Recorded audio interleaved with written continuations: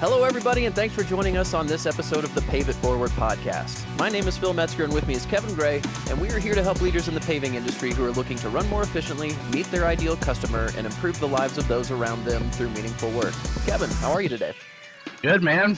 I am good. It's been a rainy weekend, but I think the hurricane is blown from over top of us and on out of the area. Thoughts and prayers to all those affected.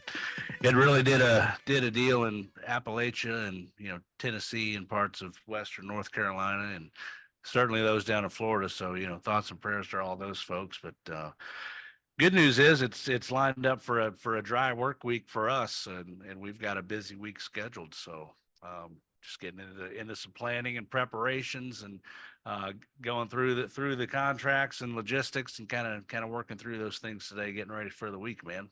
How are you?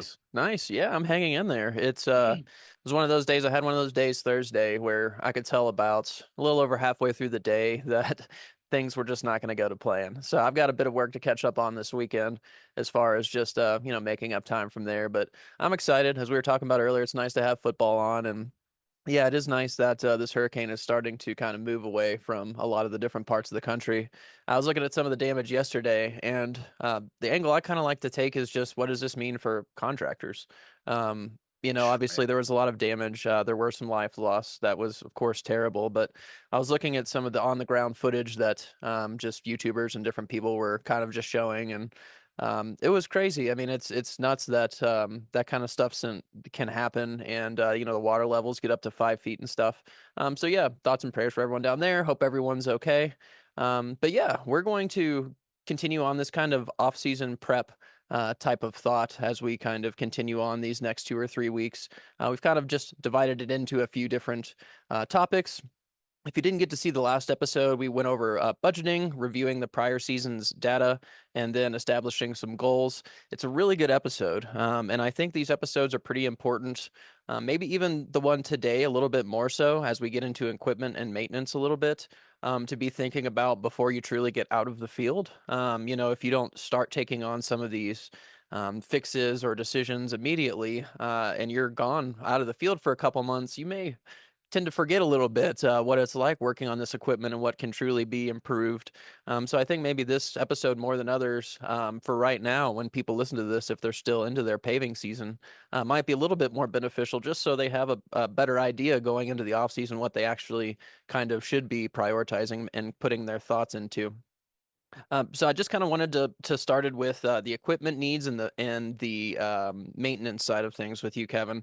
Yeah, man. Obviously, if you have a functional piece of equipment, you've said on here before that you don't want to buy equipment, especially unnecessary. I mean, you don't want to buy unnecessary equipment at all, but you don't want to buy it a day too early before you can afford it. So I just thought we'd kind of start off at looking at the equipment and going from a maintenance kind of standpoint, and then we'll kind of mix in some new equipment in there. But when you are kind of wrapping up your season here, what are kind of your general thoughts as you're looking around at your equipment and what things maybe you're pushing off to the off season? What's kind of your mentality when you think about your machinery going into the off season? Well, this is an interesting time of year when we're talking about maintenance and equipment because, by the time you get into late September, October, November, I mean, you've pushed your equipment, pushed your manpower as well, everybody involved with the company pretty hard through the course of an entire season. So, and as we're trying to steal as many days and as man hours as possible, we're relying on this equipment to be up and available and ready to use. And sometimes it just happens. I mean, even though we've got, pretty rigorous preventative maintenance plans and schedules and routines and fluid changes and filter checks and things that we, like to do on all of our equipment. Sometimes as we get into the hustle and the bustle here towards the end of the season, some of that stuff can have a tendency to get neglected. So, just be mindful to keep up with that stuff because there's nothing worse than trying to be in a hurry or meet deadlines or meet customers' demands, requests, trying to beat the weather, whatever it may be this time of year. The days get shorter, so it starts getting dark at 5 or 6 p.m. So we're trying to get as much done in an 8 to 10 hour window now, and when we don't have the luxury of a 12 to 14 hour daylight window. So the worst thing that can happen is having that stuff break down on you, or just kind of nitpicky little thing, hoses blowing, just little stuff kind of shutting you down. So just be mindful to continue to check on those things, and just in general going into the off season, man. Um, there's nothing worse, in my opinion, than putting a piece of equipment up that needs some TLC at the end of the season, and just letting it sit for a couple months, and then maybe not getting back around to working on it until February, mid-February, maybe 1st of March, or, like we talked about in the last episode, just a couple weeks before you get going, and then you're in panic mode, and maybe you've forgotten even what's wrong with it or what needs to be addressed. Although we keep pretty meticulous maintenance records, and try to do, write up reports when things do get broken or things need replaced or repaired. We've got a good system with that, but in my experience, and I've done it both ways, so I can speak on that. Like, it's just my opinion that when you get done with the end of the season, like, let's go ahead and get that stuff cleaned up and fixed and taken care of and maintained, and essentially ready to go to work for the next season, instead of just putting it up in the shop, you know, kind of worn out, worn hard, and put up wet. You know what I mean? So Sure. I like to just stay proactive with that stuff, because uh, that's our bread and butter. I mean, those pieces of equipment along with our manpower, I mean, those are our money makers. So Sure. they got to be ready to go to work. Yeah, and obviously taking some time off, to rest is great, but there's no reason why you can't be checking in on your stuff and making a little progress, especially on things that are maybe outside of your expertise area. Uh, you may be a paving business owner, but that doesn't mean you know how all the machines work. That's You right. Yeah. don't know. You have plenty of time to assess that and then get the parts in, and even budget for that. You get things analyzed at the beginning of the off season. You at least have a little bit of time to figure out how to adjust some of that money and plan for that going forward. But Yeah, kind of, and sorry to interrupt there, oh, but speaking on some of the things that you aren't able to fix or maintain in house, if you've got to take it to your local dealer, your Cat, John Deere, Case, whatever kind of equipment you're running, that's when their shops are the busiest, all year, is through the off season. Everybody's trying to get their stuff in and get it fixed. So if you've got something you've got to outsource, either to an outsourced mechanic or one of those dealerships, make sure they know you've got some attention, some piece that needs attention, and get on their list. Because if you wait and I've done that before, you wait too long, you get into February, so and say, hey, I need to get my paver in, and I've got 10, $15,000 worth of work I need done on it. Can you get me in? But we got to be paving in 3 weeks. And they're like, we got 6 weeks worth of work ahead of you in here, and it's going to be April before we can get your machine back to you. So just make sure you're proactive with those conversations with anything you've got to outsource as well. that sounds horrible. Oh, it's That horrible. It's sounds terrible. absolutely horrible to just You talk lose about a hitting the couple weeks panic to a button. month or two. Yeah, right off the bat. Yeah. That's Yeah. It's rough. not a good way to start. Well, I've got a question about how much of the responsibility you put on maybe the operators of some of the machinery, because obviously you're on the paver, and you're in the action a lot with what you're doing now. You've had roles in the past where you've been heavier on the sales and counted on other people to kind of run the equipment and things like that. And the other side of this is you've had, we'll say, paving foremen of different, excuse me, knowledge levels about the machinery. So you've had paving foremen that have, been able to dive in and truly understand engines and how things work like that. How how does that work? Do you just know the exact kind of status of all your equipment from the paver to the roller? Or do you have to have like conversations about your machinery with either your current foreman, or do you just have to take it to offsite to a specialist to just run diagnostics? How does that kind of work for you now? And any thoughts on that? Well, I mean, if things at least start from a position A, I look at maintenance and preventative maintenance kind of on a grading scale from like A to F. And it's like, if we can And it does. It comes down to the operators. The people that are operating a respective piece of equipment are at the end of the day ultimately responsible for at least taking care of the preventative stuff that can be done on a daily, weekly basis. Your fluid checks, your oil change, very simple maintenance, air filters, things like that.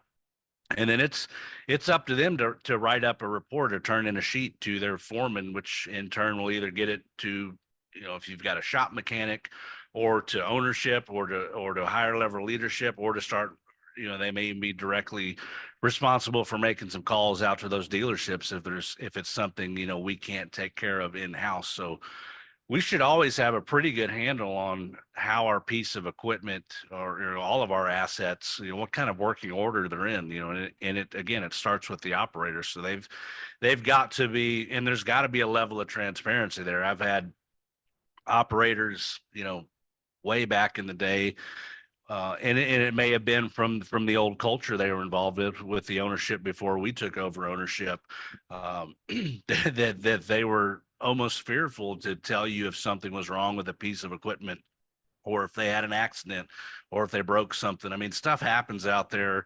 Equipment breaks. We all make mistakes, and that's okay. It's better to just say, "Hey, I got something going on with this piece of machinery. We need to get it addressed," and like, we'll worry about the minutia of the details of how it happened later. You can always figure out if you've got certain trends happening with operators. If you've got continual issues, happening with a certain piece of equipment or a certain operator, then you can start putting those pieces together that maybe it's some negligence. But as long as we've got, and it's got to be a good line of transparent communication all the way from the operator to the foreman to the person responsible for making, the phone call if it needs to be to get a repair done, or to down a piece of equipment, say, "Hey, we need to go rent a skid steer for a week while this one gets fixed." Be making some of those adjustments and decisions on the fly. I mean, you got to have good information from the people running the equipment. It's no different than the guys running your lutes and your shovels and your weed eaters and your blowers and your concrete saws. Like, there's nothing worse than getting out to a job and thinking you got three good rakes to use for a project, and you're like, we got one rake. Where are the other two rakes? Oh, they're broken, or we left one on the job site yesterday. And you're like, wow, that now someone's either got to run and go get some rakes, or we've just really slowed down our finishing production. So All because of it a just rake. comes down to good communication, man. Really. Yeah. So I was curious also, obviously, with uh, equipment, the simpler equipment, even like a roller or something like that, Yep. there's not a whole lot that can, go wrong without, someone just not, it's not working right. Gary's going to tell you if his roller is not working right. Right. Guarantee you. But Guarantee you. when it comes to like a paving foreman, when you actually look for paving foreman, does their knowledge of equipment come into that equation for you when looking at hiring someone like that? Or does do you have any along with that, do you have any requirements of paving foremen in the off season about like their education on the equipment? Yeah, I mean, dude, it's definitely a bonus. And we're fortunate here in Kentucky and in this part of the country and region where there's, a lot of farmland and a lot of these blue collar guys that have come, guys and gals that have come up, even from childhood, either living on a farm or working on a farm or being around farm machinery. Like, we proactively look for people that have some farming experience, because it usually means they've got some equipment maintenance experience along with them. And so I wouldn't say it's mandatory, but if we've got a foreman or leadership out there that's running crews, it's absolutely imperative that we get them up to speed on the mechanics of all of the machinery that's out there as quickly as possible. And luckily we've got great partnerships with our vendors, with our dealers, with Caterpillar, with Boyd Cat, and with Brandeis, who does, the Lee Boy and the Wortkin line. So we've got a John Deere rep and connection here in town that are all great. They'll come in and do basically any kind of education we need them to do they'll always go over the machinery with us. We've sent guys to their shops to kind of just hang out for the day and watch, and kind of shadow their techs when they're working on our equipment, so that our folks can better understand the equipment that we're operating. So, um, my opinion is that anytime we've got something that we need to get fixed or have fixed, whether we're doing it in house or whether we're outsourcing it, is to at minimum get the foreman involved. But if we can get the operator involved, or even, I mean, I don't get the whole crew involved. Yeah. Let's everyone go watch and learn something on how, this part of the hydraulic system on the paver or on the tractor, on the paver, operates and works. And let's all kind of wrap our arms around this so we can better understand it. Yeah. Because and I tell you, it's an industry, especially, and I'm, starting over again, where we don't have that luxury of having brand new shiny equipment all the time, which even that stuff breaks down too if you don't take care of it. But but it's important to be able to fix stuff, out there in the field. I mean, it ruins an entire day if you've got to down a piece of equipment and get it to a shop and maybe go pick up a rental piece, or we've had two pretty catastrophic failures with our paver this year out in the field that we were able to fix on site in a matter of a couple hours. And that's look, if it would have just been me out there, I'd been in trouble because I knew what was wrong. I didn't exactly know how to fix it. But luckily we had a foreman and an operator, an operations guy out there on our team that had enough experience fixing things of that nature that he's like, we need this, this, and this, and boom, we were back in business in an hour or two. So, having those folks out there, I had a guy when I first started back. Uh, he was there even the 2 years before I bought the company. His name was Wendell. And I'll tell you this, man, God love Wendell. He may have not been the sharpest crayon in the box, but that dude, he could fix anything. I mean, literally, if we broke down, he could figure out a way to get us back up and going. Even though it might have been jerry rigged a little bit, a lot of the times we called it, it got windled, because Yeah. Wendell, but it at least got us up and going. So sometimes that's just the name of the game, is can we get this thing in good enough operating condition, to at least get through this job, or even get this dump truck emptied, or, things of that nature, just so it's not a catastrophic loss. So those guys are amazing, and they're great to have on the team. Yeah, it's really cool to watch. And honestly, those are some of the times when the entire team seems most engaged. No Man, doubt. if you need to get a track back on, and there's a couple, especially if there's a couple different machines needed, to do something, to Yeah. fix something, they're all about it. And it's really neat to see, because those are where those certain employees shine, and that's where a lot of the teamwork kind of comes out. And it could even give you a pep in the step for the day, if it ends up, It's being able to awesome. be fixed. Yeah, that really goosebumps, man. That's what the teamwork's all about. But Yeah.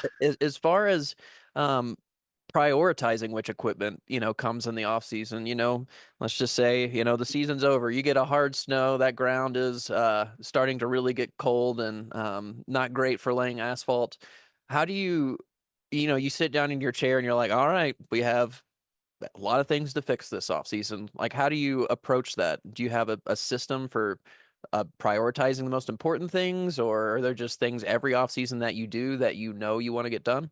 How does that kind of work for you? Well, I mean, there is a revolving kind of off-season checklist for all the equipment, preventative and proactive things that we want to do to every piece. And a lot of them is just getting them cleaned up so we can diagnose if there even is a problem. A lot of times these things, if we're not taking great care of them during the season, they'll build up dust, dirt, debris in areas where we can't even necessarily see what's going on with the equipment. Now, we don't like to get them, that hasn't happened in a long time. We've got some measures in place now where we do a much better job of keeping the equipment looking good. And listen, I mean, a lot of these folks that think that we or someone like an American Pavement that keeps their machinery looking amazing is just to kind of show off or flex or look good to their customer. I mean, yes, it does all those things, but when you've got dirty equipment, they're so much harder to diagnose problems, and they're so much harder to work on when you have problems. So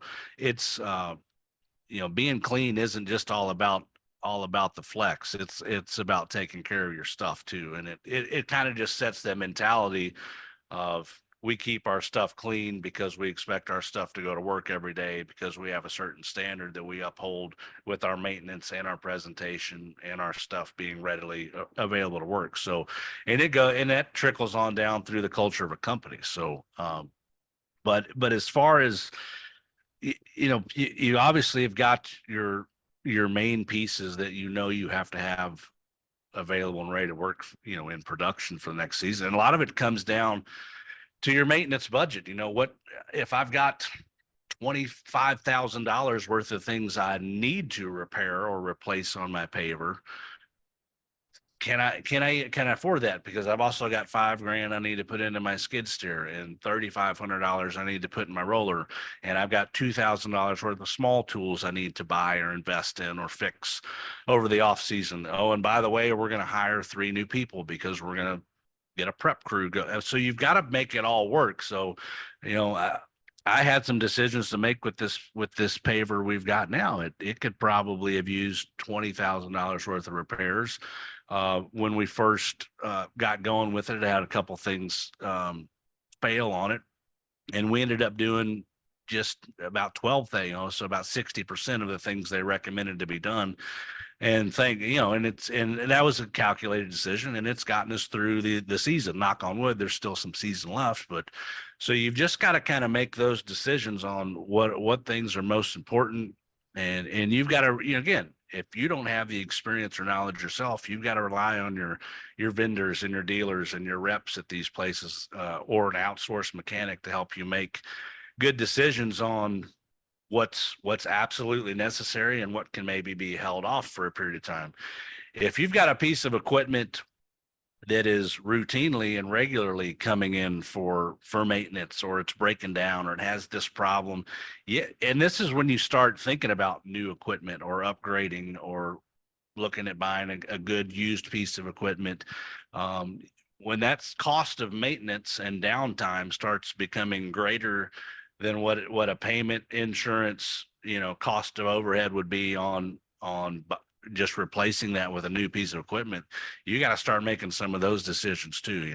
Is it time to I've got 2 pavers now. Is it time to take both of these used paver, both these 2 used pavers, because I'm putting 40, 50, $60,000 a year in them in maintenance? I'm not saying that I am, but if it got to that point, does it make more sense to buy, just go buy a brand new machine, or go get a good used machine with very few hours on it, so we can at least stay in production? We're not basically lighting our money on fire, throwing it into these 2 pieces that are older, and they've got some hours on them, and they're starting to show the normal wear and tear that you would expect from a 4 or 5,000 hour machine. So there's a certain point on every machine, and if you've been in this industry long enough, where that hour meter gets. Even if you've taken very good care of that piece of equipment, at what point, where's the break even point of continuing to maintain and get this machine along and get some life out of it, versus is it time to upgrade and trade this one in for a new piece of equipment? So, and you only get that over extended history and experience doing these things. And you got to have good records. And look, if you're not keeping records of how much maintenance you're spending on all your pieces of equipment, you have no idea if that's a dead asset or one that's causing you so much trouble. It's time to get rid of it. It's time to look at replacing that or retiring it, or whatever. So you gotta have that information, and that starts with the operator being able to tell you things are wrong with it, so you can start fixing things on it, and then start, because we break all of our assets out in our maintenance expense report in our budget. We've got every piece broken out, so we know exactly to the penny how many dollars we've spent on each asset as far as maintenance goes, for a season, or for the last 3 years, or for the last 5 years, and say, hey, this thing's run its course, and it's time to make a change. So Yeah, that documentation is a great key point. I mean, it's one thing to, well, we talk about the contractors with receipts on their dashboards and stuff like that. This is obviously a step beyond that. But it's just something that really helps you understand your numbers and your data and can really help you save thousands of dollars each year, potentially by making an educated decision and by taking your time to do the research and talking to the different reps about payment plans and how the financing works and what the different options are. Do you have any specific stories, whether it be about a piece of equipment that you always keep with you, kind of mentally in the back of your mind, as just a pain point that you went through, whether it be either taking over an old company where perhaps the maintenance wasn't done, or something you learned immediately, or just something maybe you decided to do or not to do in an off season that came back and kind of bit you in the ass? Oh man, yeah, Yeah, there's probably 100 stories, yeah. because this is a pain point for all of us in this industry, especially when you're first starting out or getting going or having to get by with very little equipment or very used equipment. I mean, there's not many folks that unless they're kind of handed a silver spoon or have a major investor behind them backing them, that have gotten into this business with shiny new dump trucks and brand new skid steers and pavers and rollers. So we all kind of have to muscle through the process and experiencing the pain of understanding and learning this equipment game. And look, it's if you're not learning the equipment game, and you're not figuring out and you're not taking the time to evaluate what it's really costing your business, there's no way you're not losing, because our equipment assets are such a big piece of what we do. Mhm. And I know, I mean, I can tell you a story right now. I mean, because it was a paver we had, man, it was probably back in 2015, 2016. And the flight chains, they just kept breaking. They kept breaking, and it got to the point where we were down, um, one week we were down 2 days. The next week we were down 3 or 4 days, and then it got to the point, and we kept fixing, we were. It was weird because we were in communication with the dealer, but we never really got the dealer involved. So we were just kind of working it over the phone, and we kept thinking we were fixing it. Um, Long story short, I got to the end of those 3 weeks and figuring out we had been down however many days it was, and we still hadn't figured out a solution to this machine. And I think by the time we finally did get it to the dealer, they're like, it's going to be let's just call it a $20,000 deal to fix this machine that's already got 3,000 hours on it, 3,500 hours on it, whatever it was. And it's like the loss of income and the loss of production and the downtime and all of everything that we had paid out over those, let's call it 3 weeks, where we lost 2/3 of it or whatever. Like, I could have bought a brand new 150, I think they're $150,000 paver at that time, and made all of the annual payments for the year and insurance and overhead costs on that machine in those 3 weeks of what the downtime and all the loss of production and all that stuff cost us. So, like, it would have been cheaper to just go buy a brand new machine in that instance than muscle and fight through that 3 week deal that we did. So, but if I don't know that info, and it took me going through that to figure out that information. Sure. Now I could say I know what that machine's costing me every minute or day that it's sitting, or Yeah. or we've lost this many hours of production for over a 3 week period. I know exactly what that's cost. Yeah. And I Yeah. didn't. I did. It took me going through that to understand it and realize it's like, man. And we did. We ended up buying at the end of that debacle. We ended up having a brand new. They had a machine sitting on their lot over at Brandeis, and we bought a brand new Lee Boy and finally finished that job that we had been muscling through for 3 weeks. Trying to fix the Jeez. same old machine. So Jeez. yeah, Only cost you a it college was a education. nightmare, dude.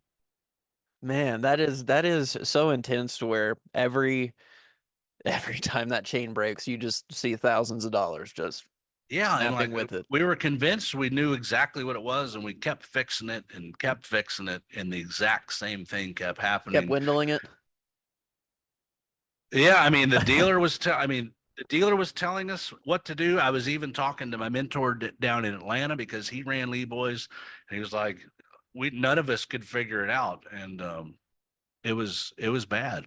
But man, the lesson that that 3 week period taught me is invaluable. Yeah, So absolutely. Yeah, it's doesn't take too many of those for you to not want to repeat the process. And you have always been a proponent of, trying to get uh, equipment that's been well taken care of if you can't get new. And it just it's so hard to work when you're constantly getting, and demoralizing when you're constantly getting stopped by equipment. And it's terrible. obviously it's not going to help your bottom line any. We did have a few other things as far as personnel and employee reviews. I'd like to push that back to another episode and continue digging into this while we have a second, while we have Sure. a few more minutes.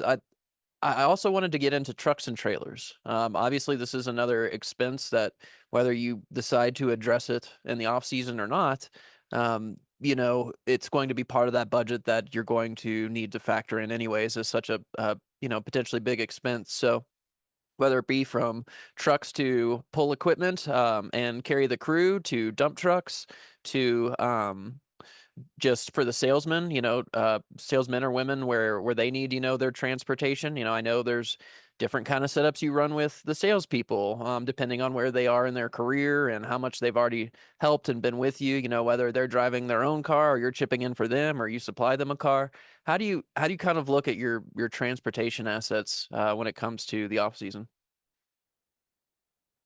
Man, obviously you prioritize, your assets or pieces that it takes to get your equipment to the job site. So, the things that are basically in your daily operations, trucks, trailers, they've got to be ready to go. They've got to be capable of going to work every single day. I mean, it's we've had a trailer we've had to upgrade the axles on because it was just a little rated just a little bit too light to pull our paver around, and it actually shut us down a day or two. But just an adjustment we had to make because in this instance, I mean, it's a fairly new trailer, so it doesn't make sense to really replace that one, and maybe eventually we'll move that on to the prep crew or something to be pulled behind a pickup truck that's got a little bit of lighter load on it, maybe just a skid steer and some implements. We're hauling around a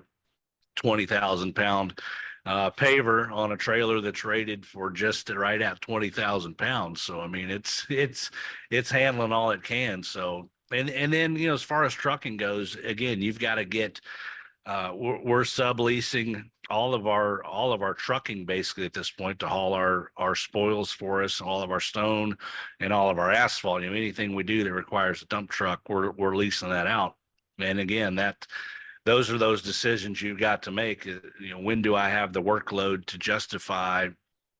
And look, man, the truck game has changed so drastically over the last 3 or 4 years. I mean, trucks have gone up, man, 40% in cost over the last just a handful of years, ever since about COVID, man.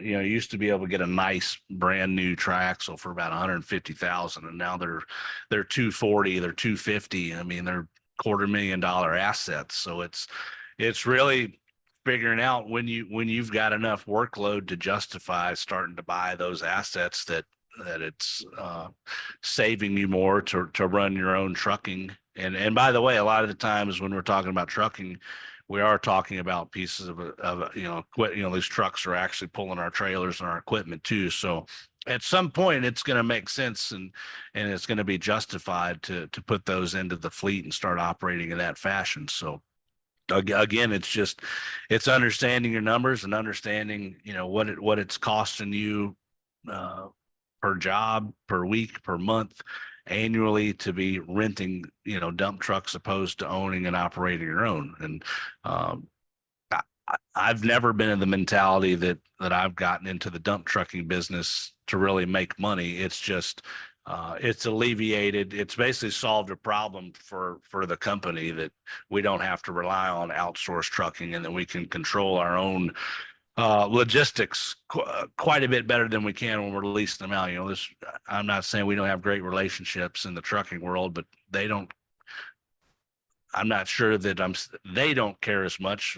Maybe their drivers don't always care as much about your project as they care about, they're just at work driving a dump truck. They don't, it's hard they're not a part of your team necessarily. So you can't instill your culture and the demands you have or the expectations quite as well as you could if you've got them under your umbrella. So there's pros and cons, and again, you've just got to figure out where that break even point is, where it makes sense to own to own your own trucks and all the things you need to move your materials and equipment around for the benefit of your logistics. And as far as crew trucks go, I mean, I'm always have been of the mentality that we need as few of those as possible, and it's if you've got a 5-6 man crew, there's no reason that at least 4 or 5 guys can't get in one big crew cab pickup truck, and we can move as many bodies around without having to add the expense of another vehicle, the expense of more insurance, the expense of more fuel. So just, figuring out how to get bodies to the job sites efficiently as possible. And it's hard when you're starting out because we don't have, look, I mean, prime example right now, we don't have these big dump trucks that are able to haul our entire paving and prep kit out there with us. I mean, we've got one trailer that's pulling the paver. We've got another trailer that's only capable because we're pulling all this stuff with pickup trucks, basically. So right now we do have 2 or 3 pickup trucks out there that are, hauling a paver, hauling a skid steer. We just bought a box trailer that we've basically put a working tool shop in basically. So, and it also hauls our rollers. So we've got 3 trucks we've got to take out at least every day now just to get all of our stuff out to the job site. That'll start condensing when we do get into dump trucking and larger trailers that can haul, 40, 50 tons around. And we can put all of our machinery up on one trailer. So Wow. again, it's just figuring out where in the price. Yeah. Yeah. Yeah. A big Yeah, step. I'm A big looking choice. forward to those days, man. Sure. Look, it it's cool. It's a double-edged sword, man, because it's I'm not gonna lie, it's hard starting over. But because I've been here, I know exactly what to do, so that helps. I don't know that I know exactly what to do, but I've been in similar situations, so we have a little better chance this time of doing things maybe a little more efficiently, more correctly the first time instead of having to fail at it 3, 4, 5 times, learning the hard lessons. So even though the process is not always enjoyable, I know that it's just a process. And I guess what I'm saying for anybody out there that's in it or going through it or what I'm talking about sounds familiar, like just start taking collecting good information, start getting good data, start thinking about some of the things I'm talking about, and just know that over time it's going to get better and you will start acquiring pieces that will help you operate more efficiently and not be broken down as much. And things like that, that just it starts making things a little bit easier to operate, but you got to get there. Sure. It's all part of the process. Again, like I said, if you haven't been handed a silver spoon or you got some rich uncle or major investor that said, hey, I want to put you in business, here's a blank check, go buy some dump trucks and some pavers and some skid steers. Oh, and by the way, here's $5 million worth of work for these customers. I know that you can go do. Right. I mean, there's been maybe an instance or two of that I've heard over the course of my career, but they're very few and far between. So you Sure. got to work for it. You got to grind for it. You got to go through the process, and you'll get there. That's all I can Sure. say. Then you're gonna hug that new truck a lot tighter than you would if it were given to you. You're gonna treat it a lot better. You're gonna know a lot more about it. So it is all Yeah. worth it. And we had talked about it a little bit that you thought originally when you took over the first company 10-ish years ago, more than that now. 2011. Yeah. 11, yeah. You set a goal of 1 million and that was insane. And then when we set a higher goal this year, we didn't feel insane just because we had all that experience That's and right. we Yeah. knew what was going on and we can definitely even feel it. You know what I mean? We should be. The amount of stress I'm sure that you were going through 11 years ago is very different and at a higher magnitude than it is now. So yeah, it's all a matter of trial and error and just working your butt off and getting your data and all your sources organized. I did want to ask one more thing, kind of leading into maybe the next episode, and that is just how you decide to who to keep around or how you deal with the seasonal nature of the business and how long to keep your employees around. Is there a hard cutoff date no matter what? Obviously, you can pave longer some seasons than others. Obviously, some people have more expertise than others. Like, how do you just kind of decide, what to do with the personnel and how long to keep them on for the season? Man, that's tough because we want to do what's right for everybody. And so, there comes a point where we're not working.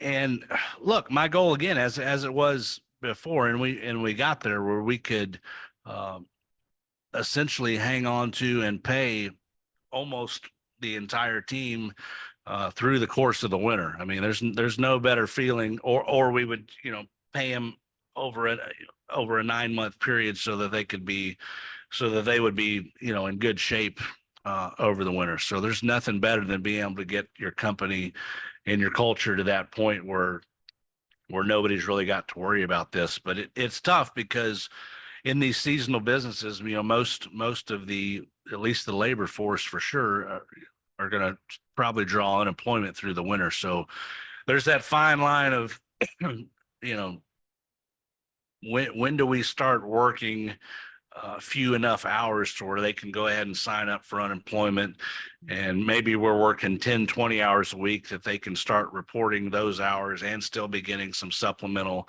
unemployment insurance funds coming in. So we kind of it just depends, man. We really don't have a hard cutoff date.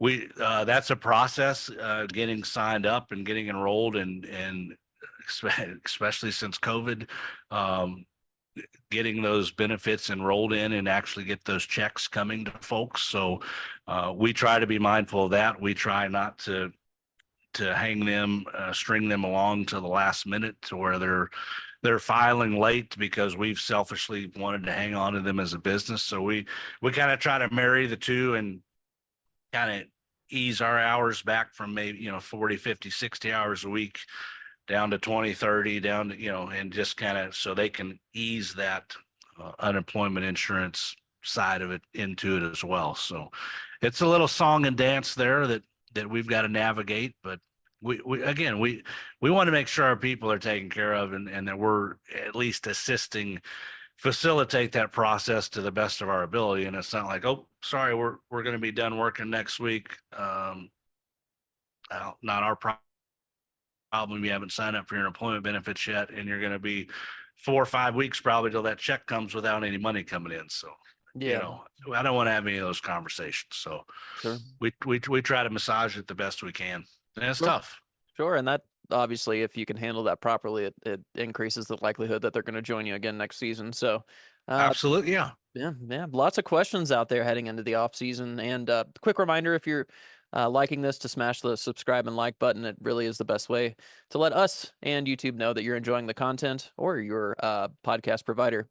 I just wanted to kind of wrap up on this by if you have any questions, if this is just it's so wide, and going into these episode, we have questions, we have thought out topics, to where we think we know the direction that it's going, but there's always, even with our preparation going into a conversation, there's always things that pop up that we end up discussing. As these things pop up in your mind, let us know. Send us a message, whether it be in the comments, whether it be a direct message, whether it be an email. Please let us know, because we are really trying to deliver value for asphalt paving businesses and business owners out there.